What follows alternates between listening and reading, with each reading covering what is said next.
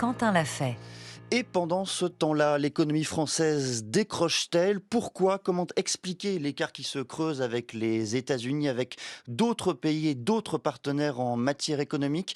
Pour en parler, deux invités ce matin. Antoine Bouet, bonjour. Bonjour. Vous êtes professeur à l'université de Bordeaux, directeur du CEPI. Le CEPI, on le rappelle, c'est le Centre d'études prospectives et d'informations internationales. À vos côtés, Stéphanie Villers, bonjour. Bonjour. Vous êtes économiste, spécialiste de la zone euro, conseillère économique du cabinet PwC. Pour commencer, on va partir ce matin sur 40 minutes pratiquement d'autoflagellation nationale. Alors peut-être commencer par nous dire ce qui ne décroche pas en France. Qu'est-ce qui fonctionne tout de même? Commençons par cela. Avec vous, Antoine Bouet. Ce qui fonctionne, je pense qu'il y a la couverture de tous les risques, l'inégalité qui ne progresse pas. Donc ça, ce sont des choses qui fonctionnent dans la couverture des risques que peuvent rencontrer les gens au cours de leur vie. Il y a le chômage, la maladie, il y a bien évidemment la retraite. Tout ça est bien couvert en France et ça fonctionne bien. Les inégalités ne progressent pas. Quoi qu'on en dise, quoi qu'en disent certains économistes, si on prend des mesures globales de l'inégalité en France, elle ne progresse pas sur les 30 dernières années. Donc ça, c'est quand même des choses très positives. Donc ça, c'est apporté au crédit de la France. Stéphanie Villers, même question. Au-delà peut-être du modèle social, en matière économique, qu'est-ce qui fonctionne encore en France? On voit que, en dépit d'une croissance relativement faible, les ménages français ont été quand même capables de mettre de côté parce qu'on a une épargne colossale. Alors, on a plus de 6 000 milliards de liquidités mis de côté par les ménages hors immobilier. Donc il y a quand même, en fait, on voit bien, en fait, il y a un support macroéconomique qui est rassurant, c'est que globalement, on va dire que la France ne manque pas d'argent. Donc même si on fait face à des phases compliquées, hein, Mhm. on a fait face à une crise sanitaire et une crise énergétique. N'empêche que si les caisses de l'État sont vides, il y a quand même des agents qui ont pu en fait se protéger contre l'avenir. Alors c'est pas que une bonne nouvelle parce qu'on fait une épargne de précaution, c'est bel et bien qu'on craint l'avenir. N'empêche que cet argent existe. Je suis surpris qu'aucun d'entre vous ne cite le niveau du chômage. Antoine Bouet, comment ça se fait? On nous explique que régulièrement qu'il est historiquement bas en France. Je me trompe? Il est historiquement bas, mais il pourrait être encore plus faible si effectivement on regarde dans d'autres pays de l'OCDE, ben, on a encore peut-être des petits progrès à faire. Les évolutions là, dans les derniers mois ne sont pas excellentes. Donc c'est vrai qu'il y a un vrai progrès, mais je pense qu'il y a encore des choses à faire de ce côté-là. Il y a encore du dynamisme à acquérir au niveau de l'économie française et créer plus d'emplois. Bon, alors allons-y, parlons du décrochage, mettons les pieds dans le plat. Je voudrais commencer par citer Enrico Letta, l'ancien Premier ministre italien, le jeudi 18 avril dernier. Il publiait un rapport sur le marché intérieur européen et il disait au journal Le Monde, je cite, «Aujourd'hui, c'est le décrochage du décrochage en France. On ne peut plus attendre.» Est-ce que vous êtes d'accord avec cette affirmation, Stéphanie Villers? Le décrochage du décrochage. Alors, effectivement, si on regarde l'évolution de la productivité des deux côtés de l'Atlantique, la productivité du travail, c'est-à-dire notre capacité à produire avec notre niveau de main-d'œuvre, on voit qu'en Europe, en fait, on fait bien moins. On fait moins bien, je veux dire, dans le sens que les États-Unis, pardon. Et en France encore, c'est un peu le constat dramatique, c'est-à-dire qu'on fait encore moins bien que les autres pays européens.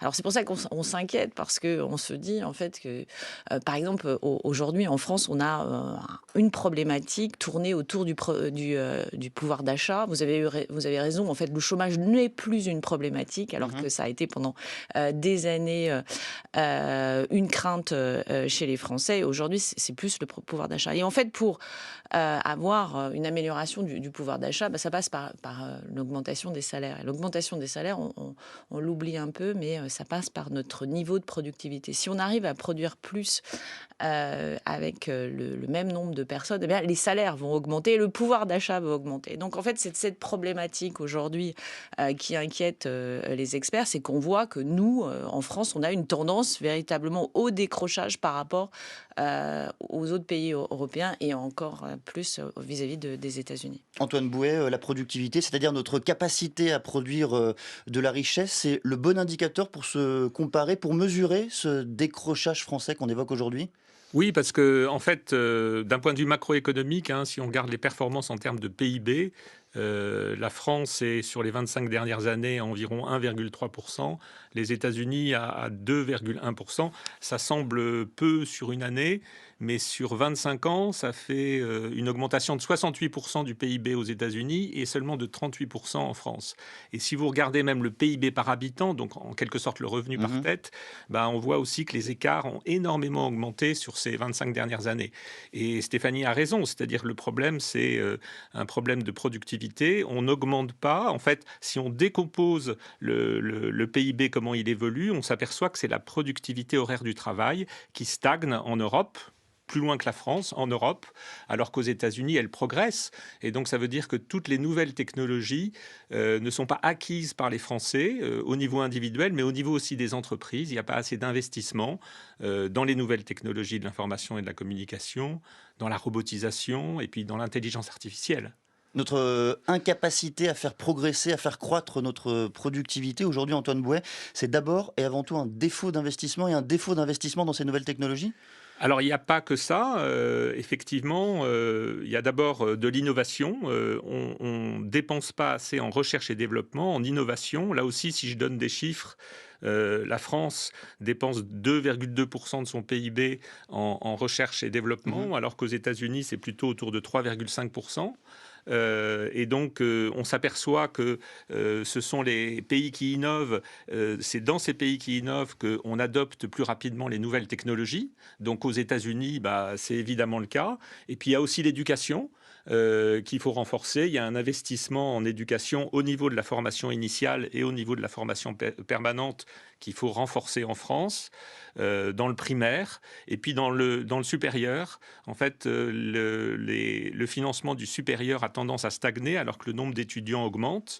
Alors qu'aux États-Unis, on voit très bien que les meilleures universités sont aux États-Unis. Et en plus, ils attirent en fait des travailleurs, des étudiants étrangers qui innovent beaucoup. J'ai parlé récemment avec quelqu'un qui s'appelle Giovanni Perri, qui est un spécialiste des migrations et qui montre là, dans une recherche récente, que les universités américaines attirent des étudiants étrangers qui innovent après en créant des startups qui sont successful, qui réussissent après dans la vie. Donc ça, c'est très important. Et puis, je crois qu'il y a aussi un problème d'accès au financement.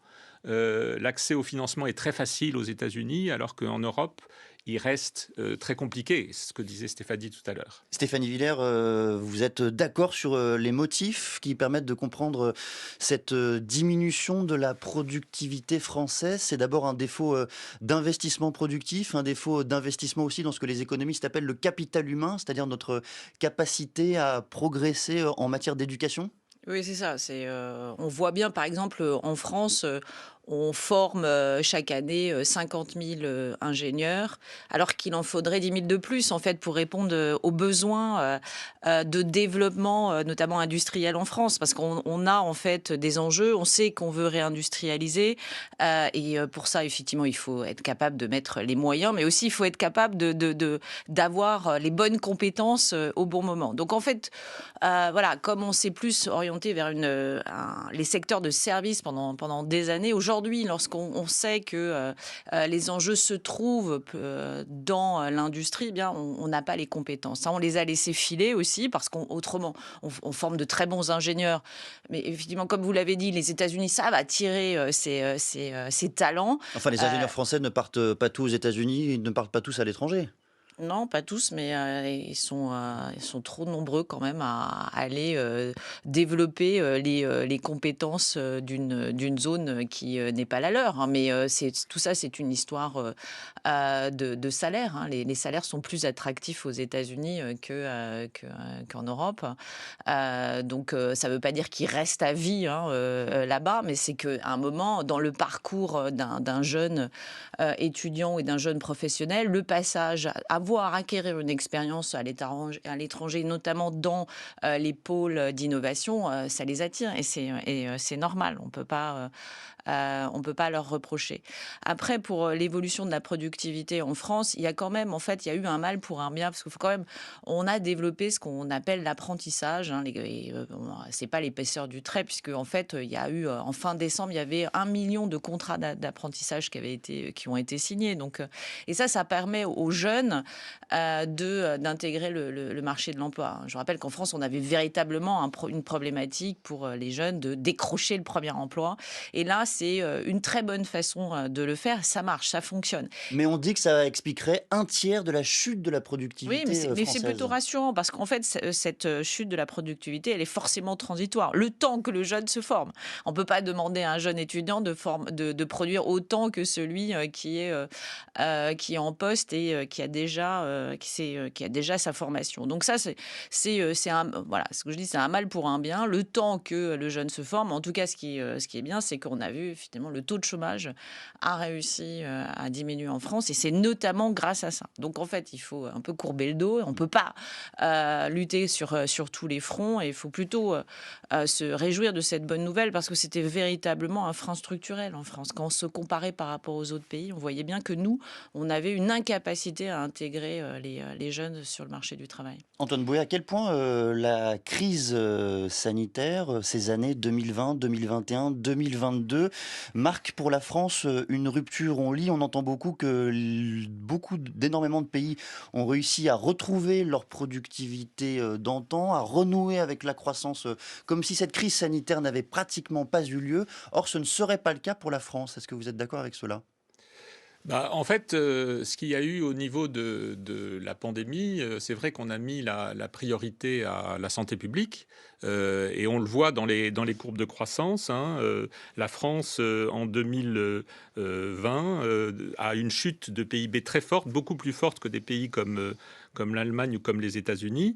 Et même si elle rebondit assez bien derrière, bien, il y a quelque chose qui s'est passé. Alors, je crois qu'au niveau, en termes macroéconomiques en plus, il y a eu effectivement de la compensation de la part du gouvernement. Mais si vous regardez les sommes qui ont été mises en jeu par le gouvernement américain, le déficit public a augmenté aux États-Unis beaucoup de plus fortement. Hmm. Il y a eu des transferts très importants aux ménages et aux entreprises. Et c'est vrai que ça a permis derrière d'alimenter en fait une demande relativement forte jusqu'à la fin 2023, parce qu'il y avait eu une constitution d'une épargne de la part des ménages, une épargne excessive. Voilà, donc après, j'ai pas encore vu d'études très, très précises sur l'impact de la pandémie elle-même sur la productivité du travail, mais il est possible que ça ait eu un impact. Je voudrais citer un entrepreneur qui se confie au journal Le Monde. La difficulté à pourvoir les postes conduit à recruter des personnes moins qualifiées et moins productives. Ensuite, face à la complexité d'embaucher, on a maintenu des gens en emploi malgré une moindre activité, de peur de ne pas parvenir à recruter ces profils par la suite. Fin de citation. Stéphanie Villers, ce constat microéconomique, j'allais dire, il se confirme dans les statistiques? Oui, oui, on voit en fait que pendant quand même cette période Covid et juste après Covid, en fait, il y a eu une rétention des talents. En fait, hein, on savait que Qu'est-ce que ça veut dire une rétention des talents? on se disait, les entreprises se disaient, il vaut mieux conserver eh bien, nos effectifs, même lorsque la reprise n'est pas tellement là, elle n'est pas encore là, mais au moment où ça va rebondir, on aura les effectifs nécessaires pour répondre à la demande. Et ça a été le calcul qui a été fait par un certain nombre d'entreprises. Et puis, il y avait des entreprises qu'on appelle zombies, en fait, qui aurait dû faire faillite, mais l'État, par le système de subvention, les a maintenus en vie. Et en fait, et continuer à payer ses salariés, finalement, à pas produire grand-chose. Hein. Donc, en fait, c'est ça aussi qui a, pendant toute cette période, qui n'a pas aidé à la productivité, hein, parce que voilà, les salaires étaient maintenus, mais la production n'était pas là. Donc, ça fait effectivement baisser un peu la productivité. Donc, tout ça, en fait, c'est quand même transitoire, hein, parce que maintenant, on n'est plus dans ce schéma-là. Je vous rappelle que les faillites d'entreprises ont repris leur niveau d'avant-crise. Donc, Ce qui est une bonne nouvelle pour la productivité en moyenne. En fait, non, c'est-à-dire qu'on revient. C'est-à-dire déjà, on ne vit plus sous la perfusion étatique, hein, et donc on voit la réalité des choses. On revit dans le concret, en fait. Hein, donc, et donc, on va s'acheminer vers un train normal et on va pouvoir véritablement travailler sur la problématique de la productivité structurelle et non plus sur cette partie conjoncturelle où il faut que ça passe, quoi.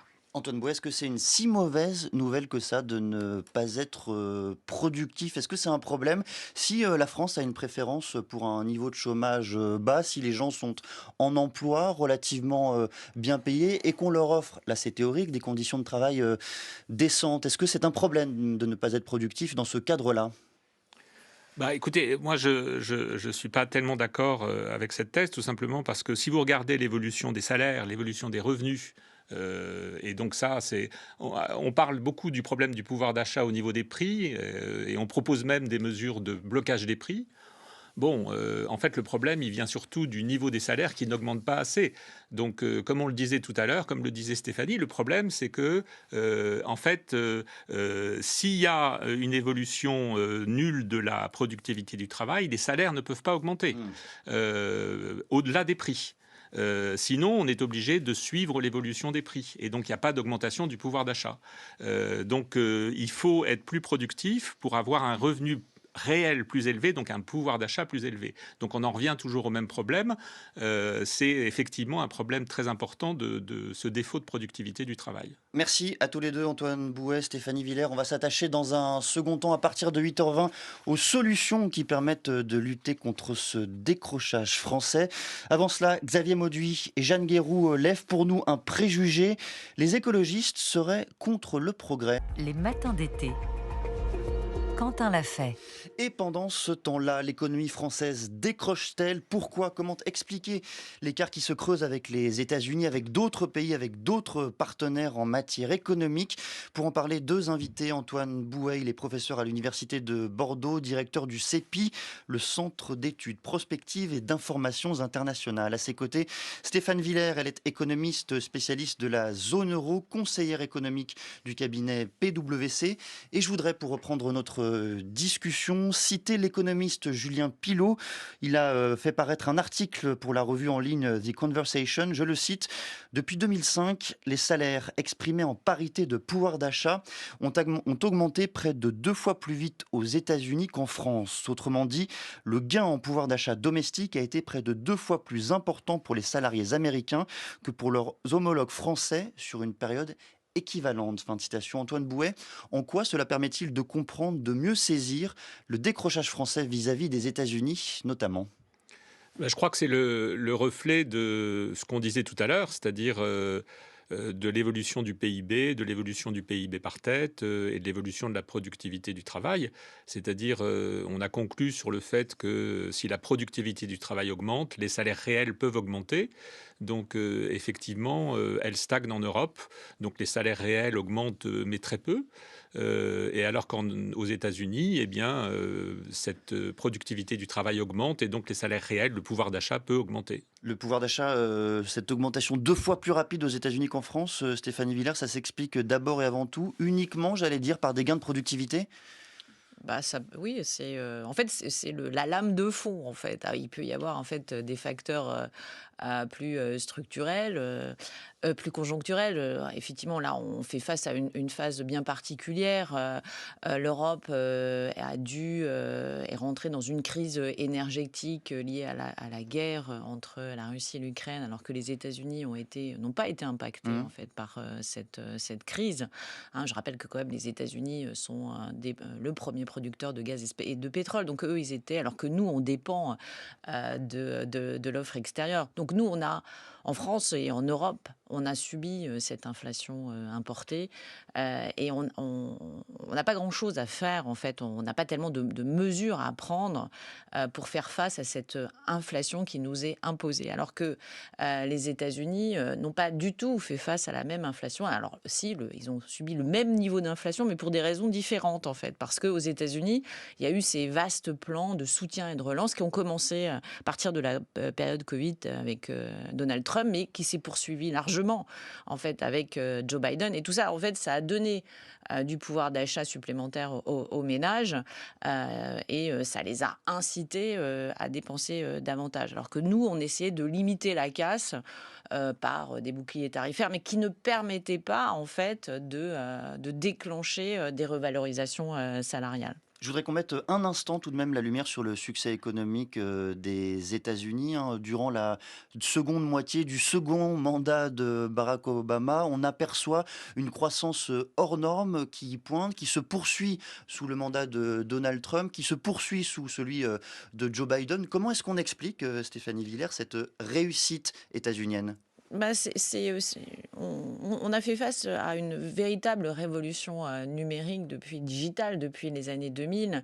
Et en fait, en Europe aussi. Oui, mais enfin, si on les mastodontes du numérique, ce sont les GAFAM. Et là-dedans, il n'y a pas d'entreprise européenne. C'est-à-dire que nous, en fait, l'Europe s'est fait vassaliser par ces mastodontes du numérique américain et on n'a pas été capable, en fait, de créer une offre concurrente. Et c'est bien le problème. C'était là où, en fait, le potentiel de croissance, la nouveauté technologique se situait. C'était le nouvel enjeu. Et en France, en particulier, on a pris énormément de retard à partir des années 2000 face à cette révolution.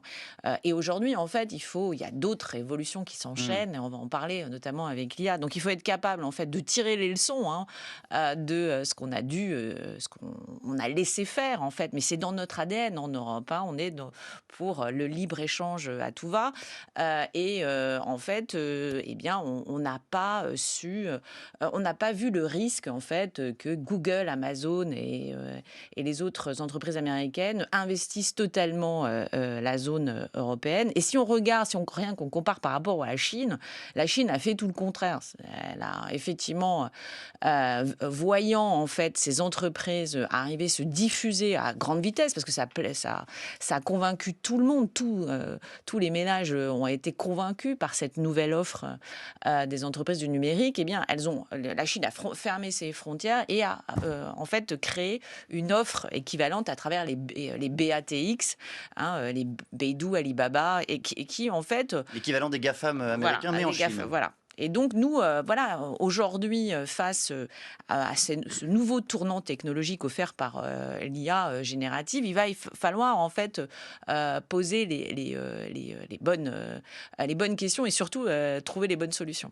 Antoine Bouet, la réussite qu'on observe outre-Atlantique, elle s'explique, comme vient de le dire Stéphanie Villers, par ces GAFAM, par ces grosses entreprises américaines qui tirent vers elles, qui portent l'économie états-unienne, ou elle s'explique bien plutôt par la capacité américaine à absorber l'innovation, à la diffuser dans l'ensemble de l'économie et des secteurs ?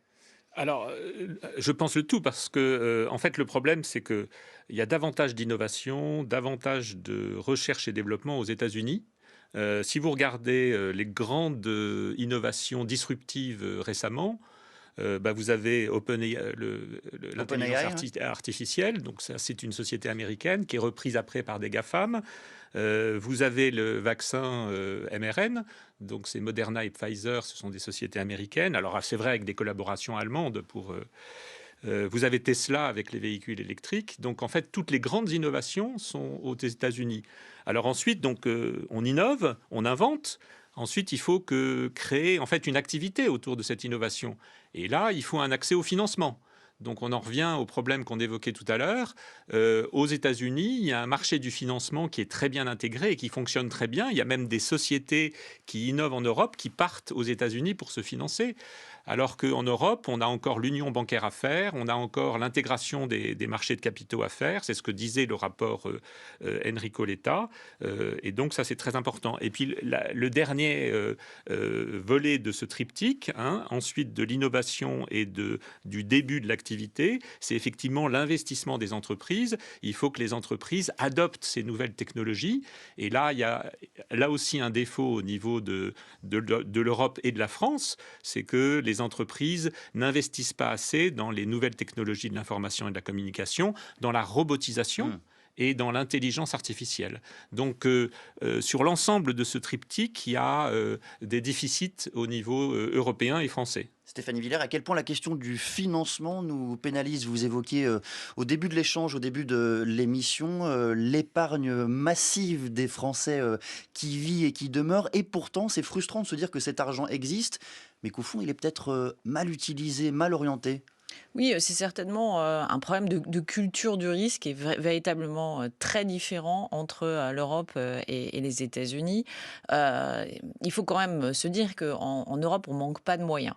Effectivement, l'épargne est colossale en France, mais aussi sur l'ensemble des pays de la zone euro et en particulier en Allemagne. Donc en fait, On n'a pas de problème d'argent. Non, absolument pas. On pourrait véritablement financer massivement la recherche et développement au même niveau que celle des États-Unis. Voilà, le problème, c'est que les États-Unis, c'est un seul pays. Nous, on est en fait une union.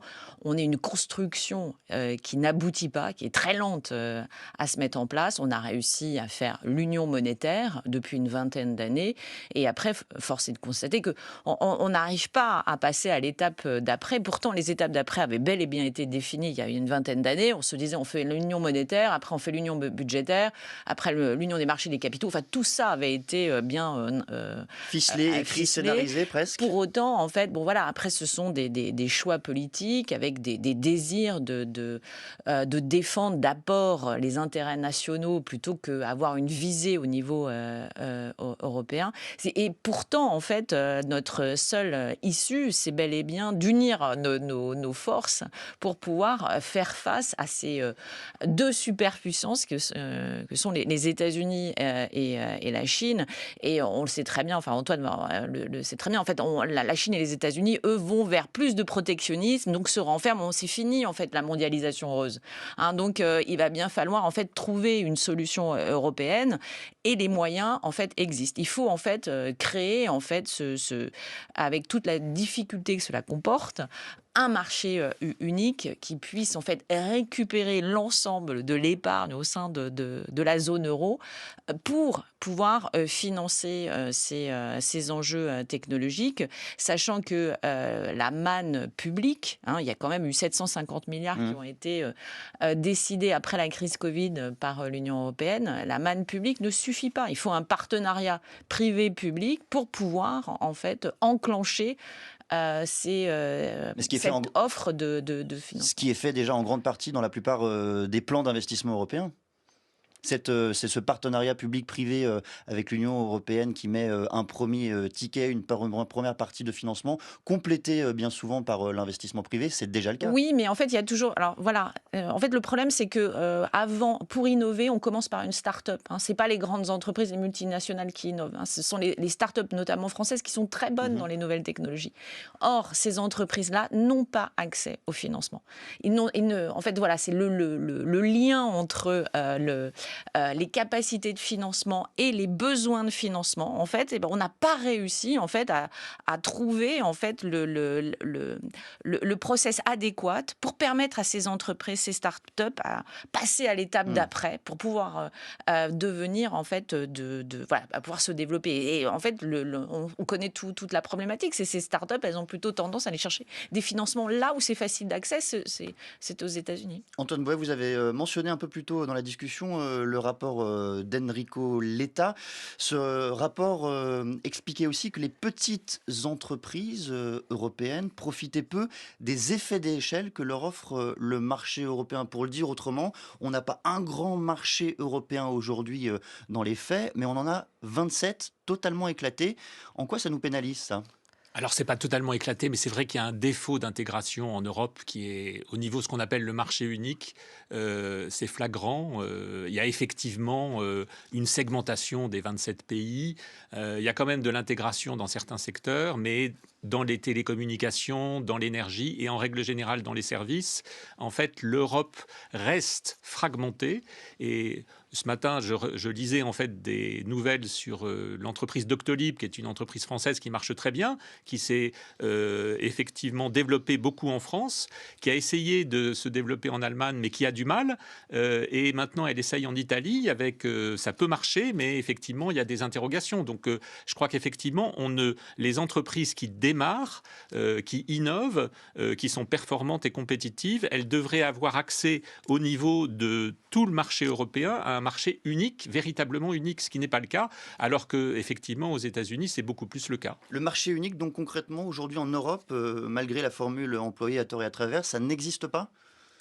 Il y a eu des progrès depuis le début des années 1990. Il y a quand même une intégration des marchés de biens européens, mais elle n'a pas été poussée jusqu'au bout. C'est en fait, encore une fois, on parlait tout à l'heure des télécommunications ou de l'énergie ou des services. Eh bien, on a plutôt effectivement 27 pays différents plutôt qu'un seul pays et un seul marché unique, un seul marché. Stéphanie Villers, depuis le début de cet échange, on compare la France avec les États-Unis, l'Europe avec les États-Unis, mais est-ce que la France décroche aussi vis-à-vis de ses partenaires européens ? Et je pense notamment à l'Allemagne, à la Grande-Bretagne, à d'autres pays des 27.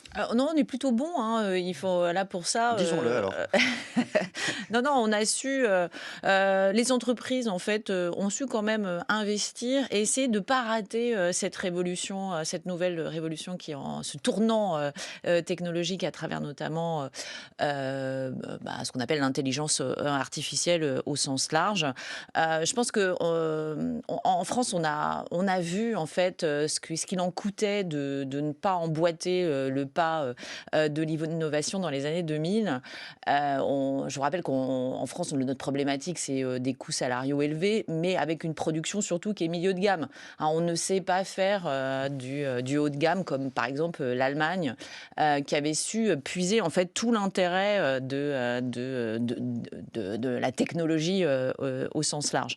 Donc aujourd'hui, les entreprises sont conscientes de ça et essayent en fait de pas rater en fait cette nouvelle phase avec une page qui est complètement blanche, parce qu'en fait l'intelligence artificielle offre énormément de potentiel, notamment en termes de gains de productivité. Et là, on sait où est la solution. On sait qu'il faut aller vers ça. Et ça veut dire quoi concrètement ? On sait où est la solution, il faut aller vers ça. Concrètement, ma question, c'est comment on diffuse, comment on soutient la diffusion d'une nouvelle technologie dans l'ensemble de l'économie, pour qu'elle profite à l'ensemble des entreprises. Voilà, en fait, c'est une innovation qui devra se diffuser, on va dire, au cas par cas à tâtons, c'est-à-dire qu'il faut l'utiliser pour voir concrètement ce que ça apporte à l'entreprise en termes d'amélioration dans ce travail. Mais intuitivement, on voit bien qu'on va vers du travail augmenté. On voit par exemple le chat GPT permet en fait de faciliter un certain nombre de tâches, notamment administratives, répétitives, qui va permettre en fait d'orienter le salarié vers des tâches à plus forte valeur ajoutée. Ça, on le voit concrètement. Mais il faut la mise en place de ces technologies mettre du temps et nécessite des moyens. Et en fait, en Europe, on a plutôt tendance à attendre. On n'aime pas le risque, en fait. On n'aime pas prendre du risque parce qu'on est toujours dans la notion de retour sur investissement, de rentabilité. On a quand même quelques grands entrepreneurs et quelques personnes qui innovent en Europe. Oui, on innove, mais est-ce que après la problématique, c'est la diffusion. Comment on met en place en fait ces nouvelles technologies qui peuvent effectivement coûter cher et avoir en fait l'horizon de rentabilité, elle reste toujours incertain. et donc il faut être capable en fait une mise de fonds de départ sans en fait connaître réellement en fait le retour sur investissement. Alors c'est peut-être ça qui pose le plus de problèmes aujourd'hui, c'est être capable d'enclencher le mouvement en disant de toute manière c'est gagnant, il faut y aller.